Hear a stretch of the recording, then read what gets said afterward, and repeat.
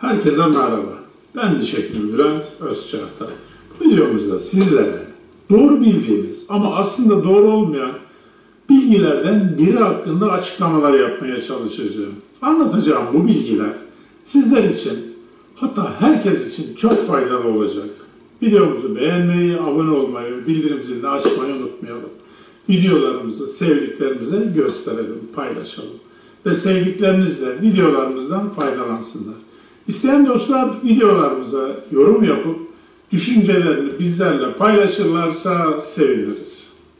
Doğru olmadığı halde günümüzde hala hayatın içinde yeri olan bilgilerden biri, hapşurma ya da öksürme sırasında elimizle ağzımızı kapatmalıyız bilgisidir. Çok iyi hatırlıyorum.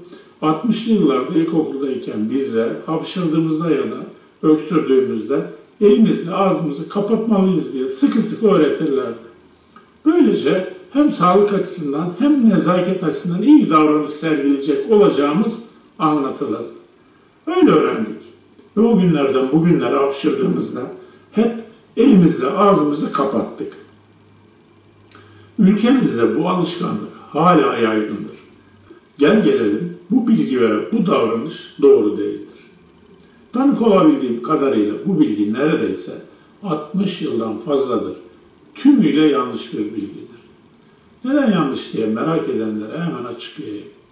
Nezle grip olduğumuzda ya da bakteriyel bir üst solunum yolu hastalığına tutulduğumuzda genellikle bol bol hapşurma ve öksürme olur. Hapşurma ve öksürme sırasında milyonlarca bakteri ya da virüs ortama saçılır. Bize öğretildiği gibi hapşurup öksürürken elimizle ağzımızı kapattığımızda bu milyonlarca bakteriler ve virüsler elimize yapışır. Bu elimize yapışan bakteri ve virüsler biz elimizle nereye dokunur ya da tutunursak oraya da geçer, bulaşır. Bakteri ve virüslerin türüne göre kuru bir ortamda 2-3 saatten 2-3 haftaya, bazen 2-3 aya kadar yaşayabilir. Daha uzun yaşayan mikroorganizma türleri de vardır. Bu durumda bizim bakterili, virüsle elimizle tuttuğumuz bir yere bir başkası dokunursa bakteriler ve virüsler onun eline de yapışır geçer. Diyesin bulaşır. O kimse de elini bir şekilde ağzına götürürse ya da bir gıdayı tutarsa bakteri ve virüs onun da vücuduna girer ve bu yolla hastalık bulaşmış olur. Ülkemizde yaygın olarak çok kimseler hala eline hapşırmaktadır.